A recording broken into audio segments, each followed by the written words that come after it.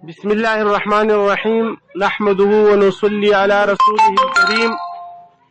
محترمو، تاسو ته پته ده چې نن 14 شعبان المعظم و، یعنی د شو قدر د میاشتې پس ته 15مه شپه ده، کومې شپې ته چې شب برات ویلی شي. نو چونکې د جمهور علما او محققینو تحقیق خو دا دی چې کوم حساب کتاب او دا چې دی دا په لیلة القدر په شپه باندې، خو دا شپه چې دا هم د کمال او د فضیلت نه خالی نه ده.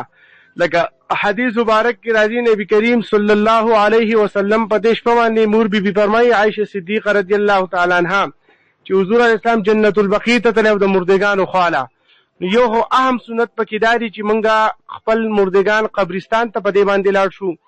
دویم په دې شپه باندې الله جل جلاله اولنی اسمان ته خصوصي نزول کوي او بار بار الله جل جلاله فرمایي چې څوک شته زمانه سو غواړي.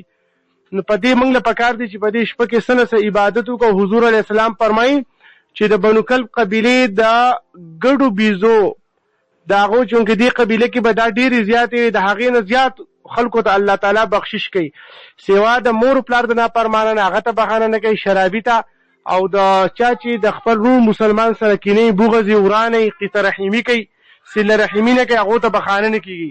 نو پکار ده چې نن موږ ځان د یو بل نه چا سره د چا د حقوقو څه واسطې د هغو نه بخښنه وغواړو، قبرستان ته لاړ شو او د شپې عبادت وکړو او خصوصي دواګانې وکړو او داسې دواګانې چې هغه کم خاص کر د اخرت متعلق د الله تعالی نه د خپل بخشش سوال وکړو او دا کم کرونا وایرس کم وبا چې د دې د ختمېدو دپاره الله جل جلاله ته خصوصي د سوال وکړو او خاص کر د سبانۍ ورځې روژه بیا ونیسو. نبی علیہ السلام به اسیم په شعبان المعظم کې زیاتې روژې نیولې، خو کم از کم چې سبانۍ روژه خو موږ خامخا ونیسو، د دې کوشش وکړئ او په خپلو دواګانو کې موږ هم د ځان سره یاد ساتئ. الله جل جلاله دې زموږ صغیره کبیره او ګناهونه معاف کړي او موږ نه دې الله د عمل کولو توفیق راکړي. واخر دعوانا ان الحمد لله رب العالمین.